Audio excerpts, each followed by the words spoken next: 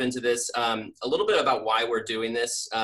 So many of you probably know that we've been hosting actual in-person fast casual meetups for about 5 years now, and most of you who are attending have probably attended one. I recognize a lot of your names. I know I've met a lot of you and seen a lot of your faces at those events. We had 12 of those in store for this year, and of course with COVID we had to scrap all of that. So that was unfortunate, but what we did not want to lose is we did not want to lose the community building part of this. And what we were talking about here internally was this fact that really now more than ever, the restaurant industry needs to band together and meet each other, talk to each other, learn from each other, and help each other through this, because it's in all of our best interest if everybody can get through this crisis that is the COVID-19 pandemic.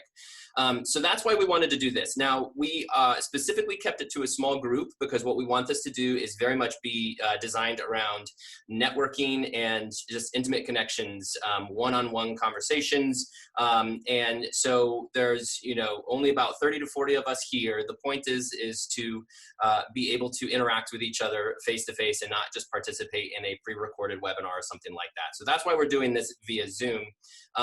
And what I'm going to do is we're going to start with the panel conversation with our three wonderful leaders here, who I will introduce in just one moment. And then after that, what we're going to do is we're going to divide into the breakout rooms, the roundtable discussions. And the whole point of that, as I've mentioned in the emails to all of you, is to be able to introduce yourself, be able to meet other folks, other peers in the restaurant industry, and then talk about anything that's going on, anything that's top of mind for you guys, especially now during the pandemic. Any questions you have, any challenges you're facing that you're interested in getting other people's perspectives. And of course, our panelists are going to be participating in this too. So if you're in one of our panelists' breakout roundtable discussions, please feel free to ask them any questions you might have too. So a few housekeeping notes. Everybody's doing great. We've got microphones off and cameras off with these tools that we have at our disposal via Zoom. This is kind of how we're doing things now. I have to imagine in another year we're going to have a crazy new set of tools to do these kinds of things, but we're working with what we've got for now. If you are seeing a big screen full of lots of boxes with people's names, go to hide non-video participants in your settings and you will just see those of us who have our cameras on now. And then, as I mentioned in my email too, I think a lot of you have gotten this point, but if you haven't already, if you go over to the participants tab and hover over your name, go to more and go to rename, put in your name and your restaurant brand name. The point of that is so that everybody on the call right now will be able to see who else is participating in this, and that will help to facilitate the networking further. We will do the roundtables starting in about a half hour. We're going to do about a half-hour panel, and then we'll do about 30 to 45 minutes of the roundtables. If you I just encourage you to take advantage of that time to be able to exchange contact information. But if you want anybody's contact information after the fact, please email me because I can help facilitate you guys sharing that information as well. The last thing I will say before we jump into our panel is there is the chat function here on Zoom. Please feel free to use that throughout the panel, especially if you have questions for our panelists. Type in any questions you have for them, and I'll make sure to try to get to those as we do our panel. And I believe you can also privately chat with anybody on the list here as well. Okay, now I'm going to move on to our panel portion of this meetup. I am really thrilled to welcome three of the most innovative, forward-thinking leaders in fast casual out there today.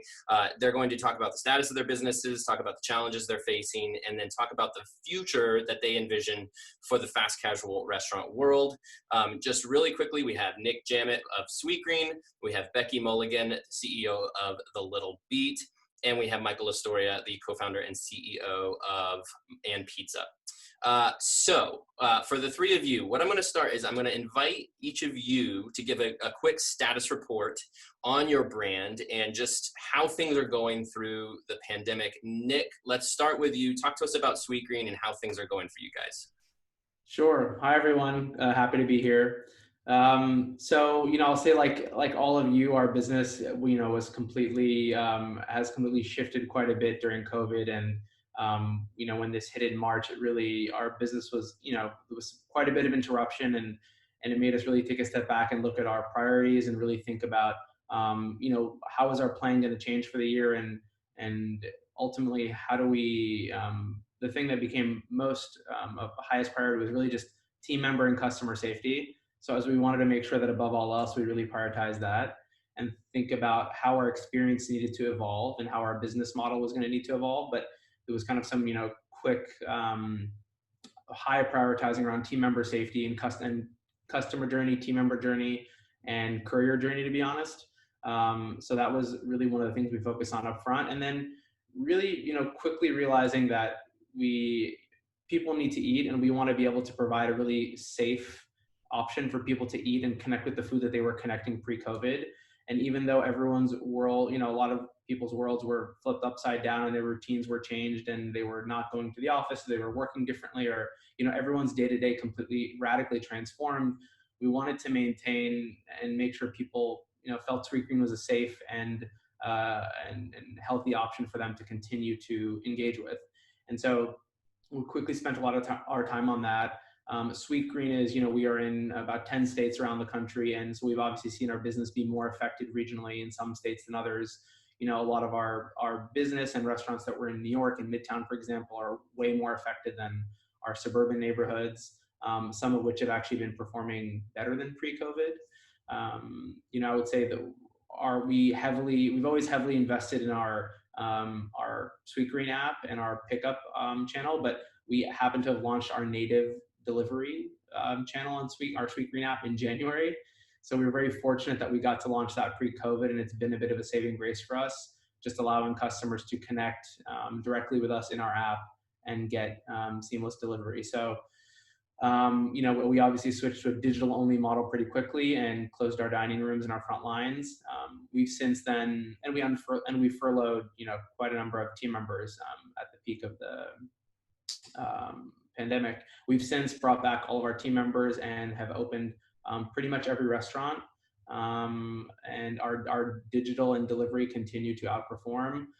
In the past month, we've started opening new restaurants again. So we've opened about 5 new restaurants this past month, and most of them are performing well. So, we spent a lot of our time during the pandemic really planning and trying to think about how we can keep the team safe, how we think about our business models and our new channels and how to really reach customers. We also really, spent a lot of our energy thinking about how do we lead through this the right way and use our supply chain and use our kitchen operations to serve those on the front lines.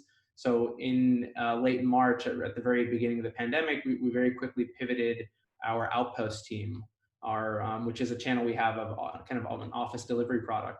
We pivoted that whole team to serving free meals to hospital workers and nurses and doctors on the front lines. And so since end of March, we've served almost 400,000 meals for free at almost 500 hospitals. And so, even though our business, there was a lot of uncertainty around our business, the one thing that we were very certain of is just we wanted to make sure that we still, in times of crisis, lived and upheld our mission. And so connecting people to real food and serving those that need it was really top of mind for us. That's awesome. Yeah, that's great that you guys are doing that. Becky, you are in New York. You guys are based there in New York with lots of shops in New York. I'm sure you have lots of thoughts about how things are going there. Talk to us about the Little Beet and the Little Beet table. Yeah, thank you. I think a lot of things that Nick just said resonate very clearly with me. While normally it is an amazing experience to lead a team that supports restaurants in New York City, it's been pretty challenging this year. So, our status has been on a bit of an up and down curve as we initially also really focused on the safety of our team and of our customers. And I did close all restaurants on March 16th across the portfolio. And they remain closed for a different set of time depending on where they were at. And honestly, we've had a few that we won't reopen as well. But we also decided that one of our core values of Stand Together is really important to us. And so we reopened initially just to serve the community. And we're small, so we were excited to top 100,000 meals about a month ago, and I think we sit at about 120,000 now. But the team, came into Midtown. Midtown was a kitchen we lit back up to serve the community. We still only really serve the community out of that kitchen, and that's been a great experience for us. But we were really focused on okay, we're a little brand, the whole world's in front of us. We have a moment to stop and think about what we're going to do, what we're going to do different, what we're going to do the same. And so we spend a lot of time thinking about our system of stores. We have fast casual, the Little Beet, and then also full service Little Beet table. And so thinking about how they were going to emerge from the pandemic, and then also how our guests use them, and how our brand resonates. So we've spent a lot of time with our architects redesigning, thinking about the concepts, how we're going to position ourselves to grow and serve the needs of different communities as we grow. I'd also love to get out into the suburbs a little bit more, because as you said, Nick, it's depending on where you're at.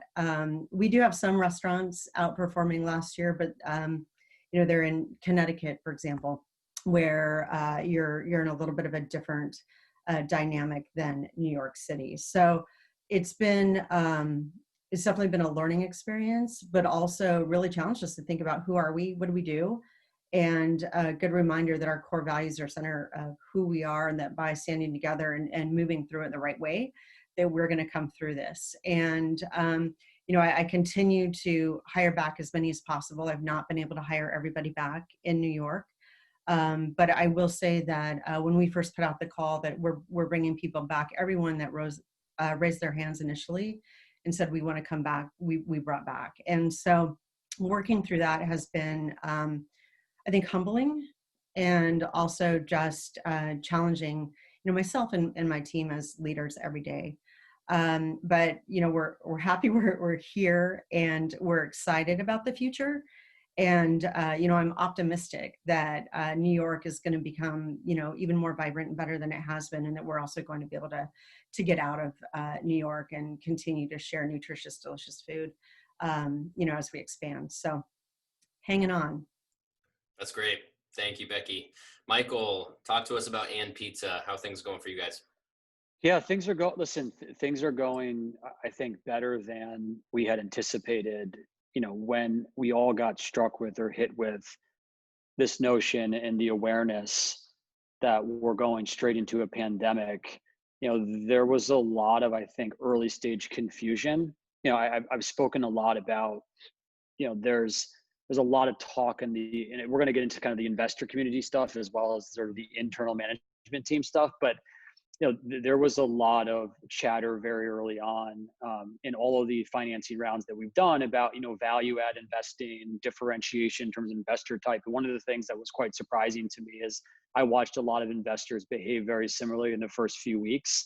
And there was this general notion of, let's take the cash on our balance sheet and sort of hide it under the proverbial mattress, right? Which was live to fight another day, do everything you can to get to the other side, and make whatever tough decisions that you need to ensure you're protecting the balance sheet at all costs. And that was a real difficult thing, because those of you that know me, And Pizza's always been, more purpose-driven and really focused on, democratizing decision-making, putting our tribe or our employees first, and doing so also helping supporting communities, which is the same theme that you're hearing from Becky and Nick. It's really important to a lot of brands that were founded in the last 10, 15 years. And so we did some non-conventional things that tended to be much more conventional now, but we went against the grain. I think we stood in the face of many investors and shareholders and said, it's not okay to just invest in our people and our communities when we're making money. I think we need to do the same when we're not. And so we guaranteed employment for our entire workforce. We struck a partnership with Lyft to help pay for the transportation, to and from, where people work to the pizza shops. We increased the hourly wage, which we thought was really important. We expanded our sick leave policy to ensure everyone was covered from day one. And of course, used our pizza to feed families, as well as, turning our needs to the frontline heroes, much as Little Beet and Sweetgreen did, to feed hospital workers, which I think was really important. And the way that we think about this is that social impact, generally speaking, is no longer, a good marketing strategy. It's really about, good business and really a moral imperative. And, so that was sort of the first chapter, which was making big investments when it didn't necessarily make sense to make those investments, when it felt like it was the right thing to do. And we made it really easy for people not to show up to work, because again, when you're guaranteeing employment, you're guaranteeing hours of people, whether they're working in the pizza shops or not, which kept the pizza shop safer because people weren't choosing between their health and safety and making a paycheck. And so they had the luxury of having both, which if they felt, sick, whether it was they were hungover or they had a scratch in their throat, or they felt like they had a fever, whether it was proven or not, stay home, we're going to pay, which, was able to, I think, for the first 60, 90 days, keeps our shops relatively safe and free of sort of the COVID impact that otherwise would have had, which allowed us to operate. We kept 80% of the doors open through the pandemic. And I believe, personally speaking, the very early on, the only way that we were going to survive was if we grew out of this. We weren't in the position where we had, 50, 60, 70, $100 million plus on the balance sheet, right? We weren't in the situation where we had $1 to $2 million, but we had approximately $15 million in the balance sheet going into this, and knew that that wasn't going to be enough no matter how you cut this thing up, that we're going to have to raise capital, we're going to have to grow, and we're going to have to grow out of this thing. And so we're basically all in on doing everything we could to make sure that we kept our doors open, we kept our people taken care of, we kept our communities taken care of the best that we could, and started to get back to developing the new pizza shops, which we're going to start on an NSO opening run in the next 3 to 4 weeks, and have about 8 locations that we're going to open between now and the end of the year. And we have another 25 that we're working on between now and the end of next year, which is really cool. And one of the things I would say that really helped us is that, based on sort of the bold bets that we made, we were able to attract growth capital, and we're actually going to be closing on our next financing round in the next week, which I feel really blessed, because it's really hard to raise capital in this environment. But what we were able to do as a result of really motivating our people to show up and work their asses off for the company, keeping our doors open, we were able to see outsized performance in our digital business. So if you think about our business going from 2/3 walk the line and 1/3 digital, to basically 100% digital, and now we have, called a third walk the line, but our business is basically flipped from what now is 2/3 digital, a third walk the line. Which, when you think about the impact of that, I don't know of another brand. I mean, I put Sweetgreen aside because they've done such a fantastic job of driving a digital first business and having so many known users. I mean, the last I checked in with you guys, Nick, you were well north of 50% of all transactions going through your native platform. That's gold, and that's gold in our industry, because the more that you have known users transacting, the more that you can game out comp sales, and the more that you have a healthier business long term. And so for us to be able to benefit from growing into a digital first business, benefit from building out a native tech stack and digital ecosystem that we did, felt really good. And I think the last thing I'll say is that we always believed wholeheartedly in urban credibility and suburban scalability. And the suburbs have been the saving grace of our business, which is every suburban location we have is up year over year from a comp sales perspective, and doing unbelievable volume, and therefore unbelievable economics in a time where you wouldn't expect that. And it's not through drive-through or delivery first; it's through pickup now.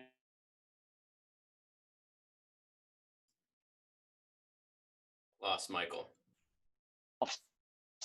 You froze, Michael. CBD There you go. downfall that all of us are seeing, which is like CBD New York, but there's no business. Like I don't know who you are. There's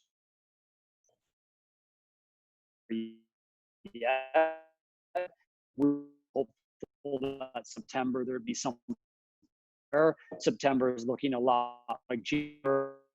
That the keeping the shops open, the keeping our employees taken care of, and giving someone a North Star in terms of showing up and feeding hospital heroes, that general body of work have made us investable, and happy to say that we're going to be getting that much needed investment capital and getting back to the growth required, for a company like ours, because our G&A doesn't support, a 40 location business. And I think many of us can say that, where G&A is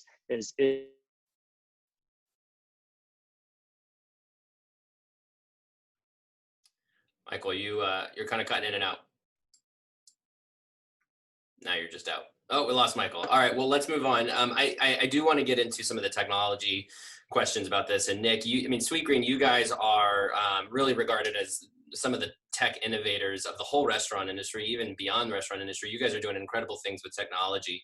I'm sure a lot of people on the call right now are thinking a lot about tech evolution and new products to adapt their businesses to. QSR and fast casual were in this great position where the trend was already going toward more tech tools, versus full service restaurant industry really struggling to catch up to that. But how have you guys evolved even more so in these last 5 months? Nick, how are you guys thinking about this at Sweetgreen in terms of, you were already very tech oriented. What were some necessary evolutions you guys had to make in the tech department?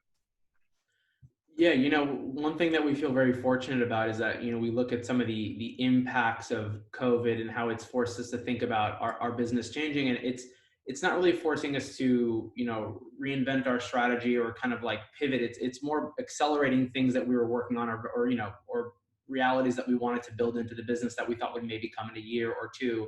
And those realities have just been accelerated. So, I'll give you two examples. One has been obviously this push to more digital and more delivery in our business as channels, and then also a broader menu from a product point of view.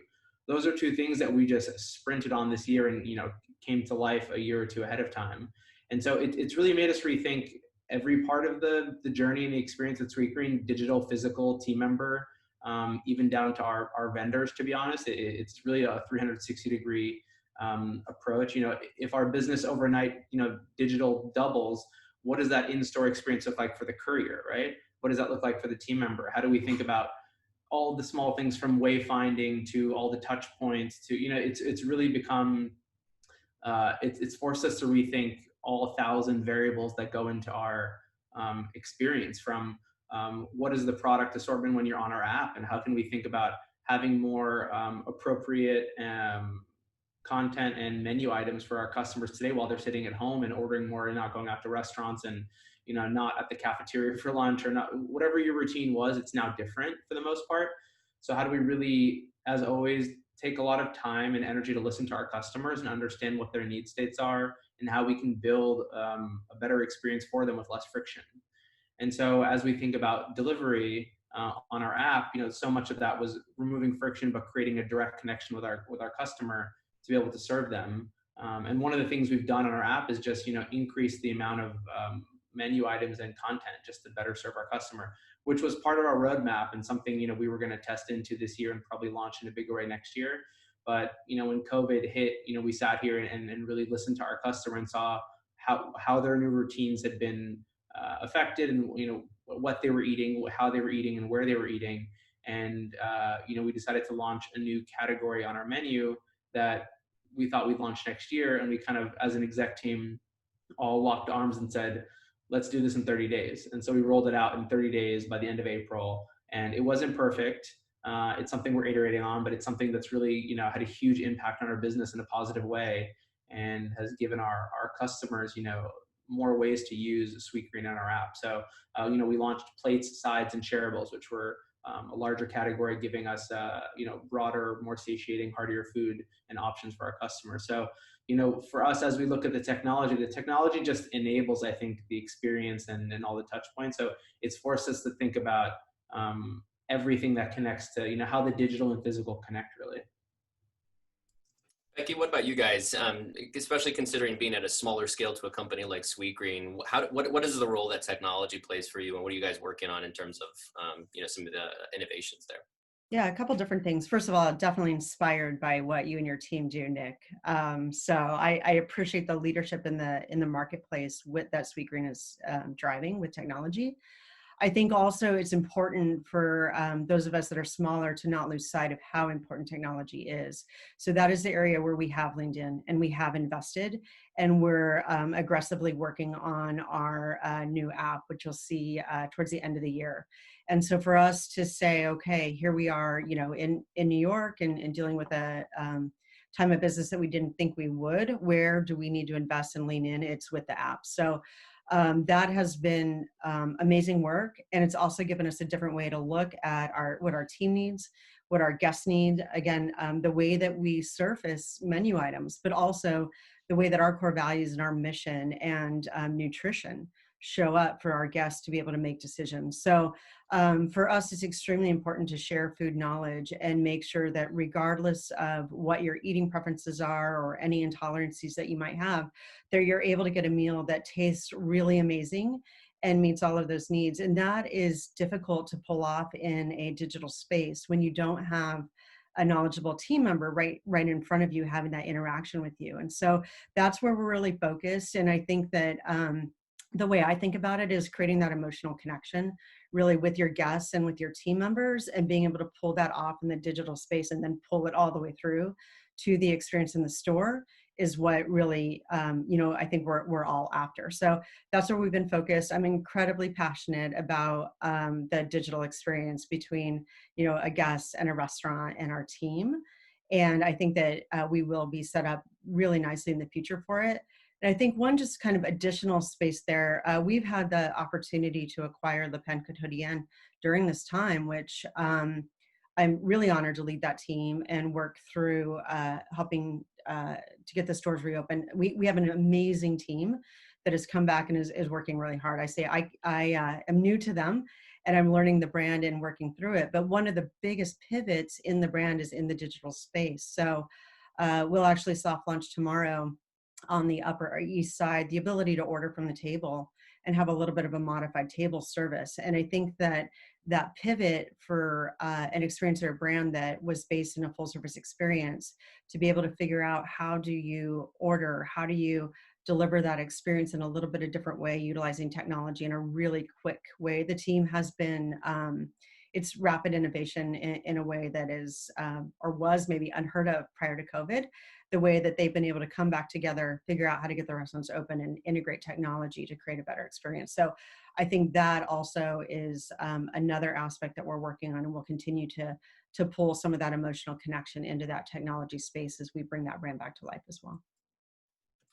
So one of the interesting things about the pandemic, you call it this black swan event. It's really been this this event that we will all for the rest of our lives point to as being completely altering of our lives and certainly of the restaurant industry. And we, in many ways, we're sort of creating the future as we go right now, which was really fascinating. And so I can't have conversations anymore with restaurant operators that's not talking about virtual brands. It's not talking about, curbside pickup, all the off-premises tools. I know we all saw the, Shake Shack drive-through. I mean, these kinds of things are a year ago, you couldn't fathom this kind of stuff happening, and now it's all happening. I'm curious to get all of your inputs on what you envision sort of for the future of the fast casual industry in particular. I don't run a restaurant, but from my perspective, it seems like fast casual might have been best positioned to get through this with the tech tools that you guys had at your disposal. And, entering a recession, you guys are all kind of positioned well to get the trade down from casual, and certainly those folks who want quality at a value.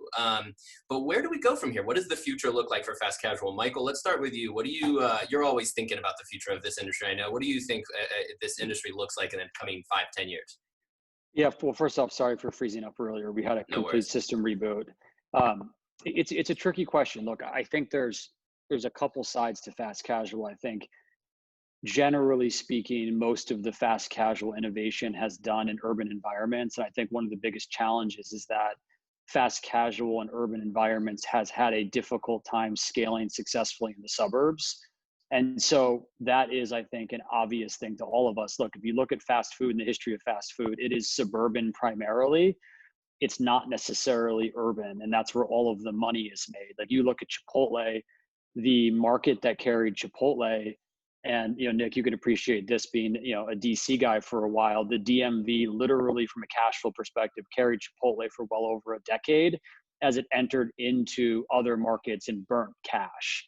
Right at the time that I came to Washington, D.C., now I'm in New York in 2011, 2012, there were 85 Chipotles still producing, more than 40% of the company's shop level EBITDA.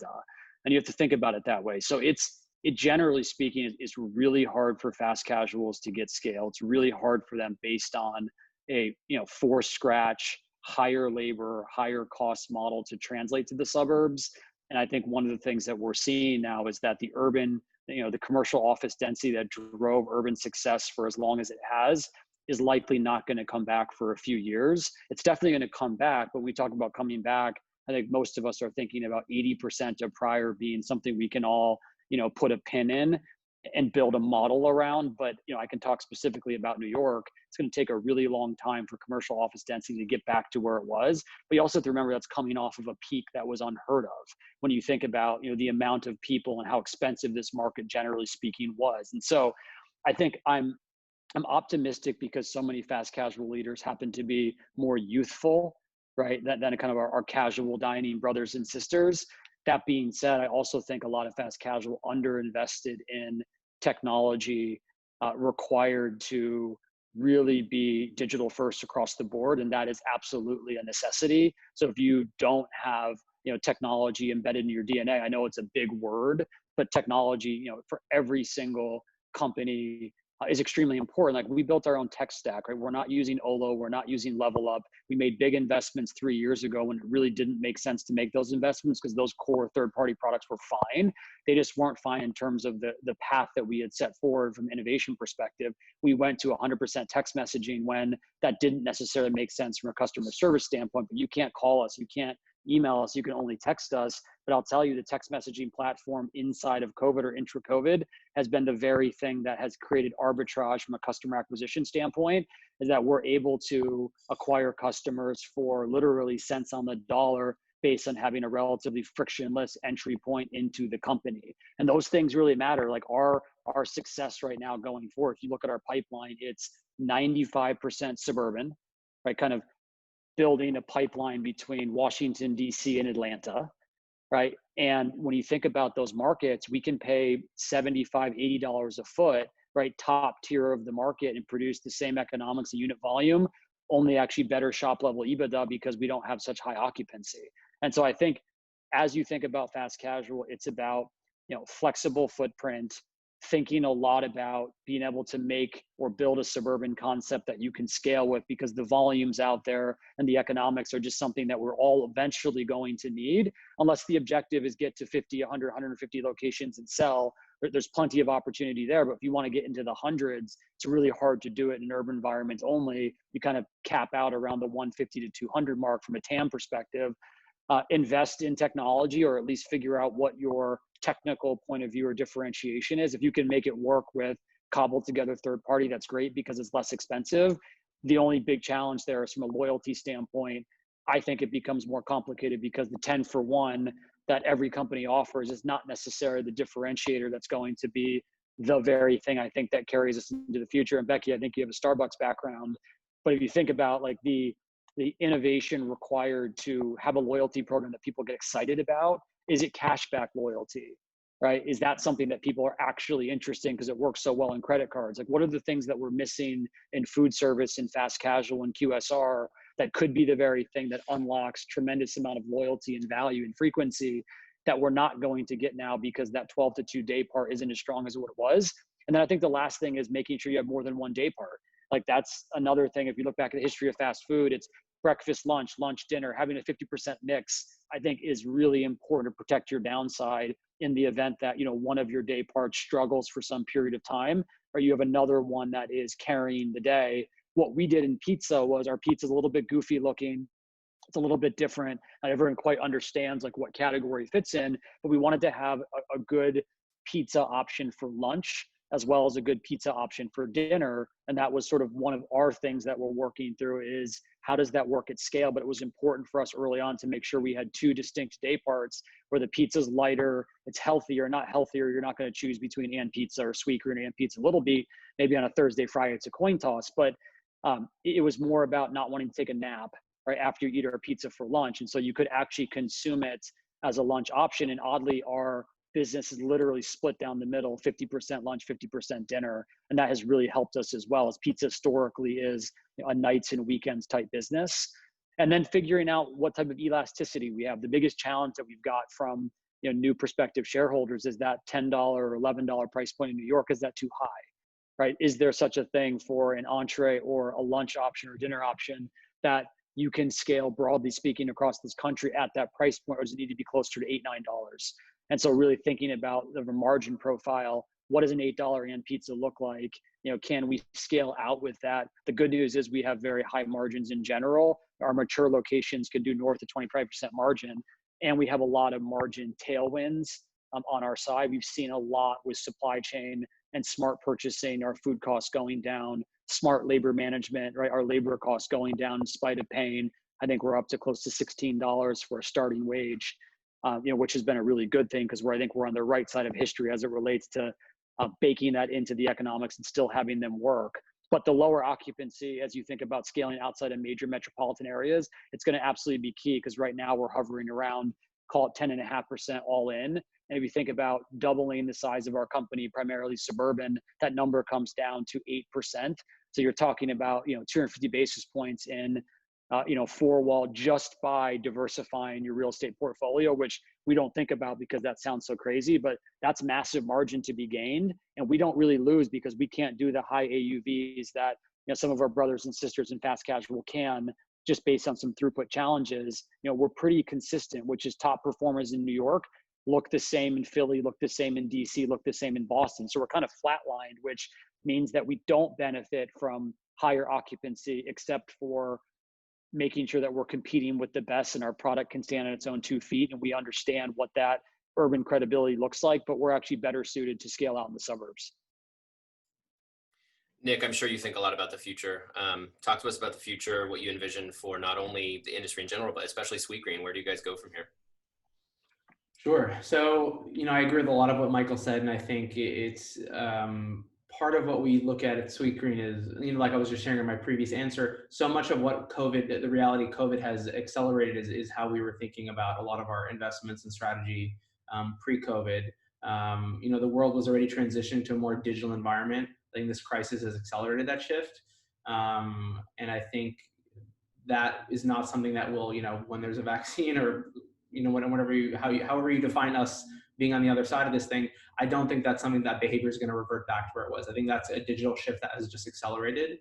I think we'll expect to see a much larger range in terms of store types, with all the goals of meeting customers where they are. So thinking about format work and channel evolution. So whether it's drive-through, curbside pickup, hybrid locations, a lot of the way we build those formats and capacity, to the point you mentioned before, might be connected to how a lot of brands are thinking about virtual concepts, right? So I think there'll be a lot more, a larger range in those store types.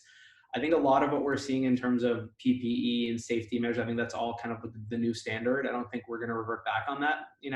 I think there's a new standard on health and wellness and safety procedures, not just for customers, but for team members. So I do think a lot of that, this, elevated sanitation and safety procedures are here to stay. And ultimately, I think customers more than ever are going to care about the quality of their food and the quality of the content. And especially as it relates to not just, health and nutritional density, but I think transparency and just understanding where their food comes from and how ultimately it affects their health. I think they're going to want a broader range of options from brands they love. So, part of what we're seeing from consumer behavior is that consumers are connecting directly with brands they love, but they want to buy more things from those brands. So really thinking about brands that are trusted and how customers can engage more with them. And I think ultimately for us, there's a lot of uncertainty ahead and a lot still that's unknown. And so part of what we've tried to do is really build a culture where we're used to being nimble, but staying very locked on our mission. But how we show up with that mission and our strategy, how do we make sure that we're super nimble? Whether it's reevaluating our business model, thinking about new formats. I'll give you an example. Our Outpost channel that we had been building pre-COVID was our fastest growing channel at Sweetgreen. We were up to almost 1,000 outposts pre-COVID. Many of those were focused on offices and CBD, central business districts, which have obviously evaporated today.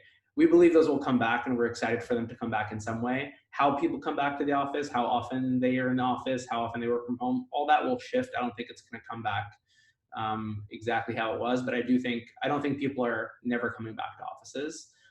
When they come back, is it a year? Is it 2 years? Are they coming back part-time? Or the office is half as dense? Sure, I think those are all part of the questions that we're asking. But I also will tell you that I think, when you look at customers coming back to the office, their landscape for lunch options is also going to look very different. Whether it was their cafeteria program or the in-office meals or the snack, even the snack wall, the communal snack wall of everyone shoving their hands in the pretzel jar, you know, like all those things are going to change. So how people eat when they do come back to offices will also be radically different.